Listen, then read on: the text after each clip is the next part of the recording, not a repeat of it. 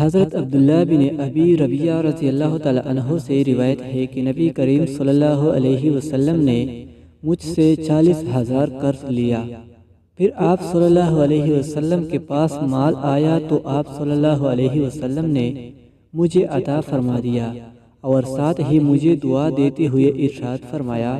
اللہ تعالیٰ تمہارے اہل و عیال اور مال میں برکت دے۔ قرض کا بدلہ یہ ہے کہ ادا کیا جائے اور قرض دینے والے کی تعریف اور شکر کیا جائے۔ حضرت معاذ بن انس جہنی رضی اللہ تعالیٰ عنہ نبی کریم صلی اللہ علیہ وسلم سے روایت کرتے ہیں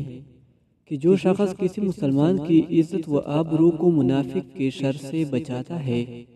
تو اللہ تعالیٰ قیامت کے دن ایک فرشتہ مقرر فرمائیں گے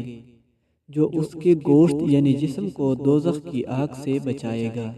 اور جو کسی مسلمان کو بدنام کرنے کے لیے اس پر کوئی الزام لگاتا ہے تو اللہ تعالیٰ اس کو جہنم کے پل پر قید کر دیں گے، یہاں تک کہ سزا پا کر اپنے الزام کے گناہ کی گندگی سے پاک صاف ہو جائے۔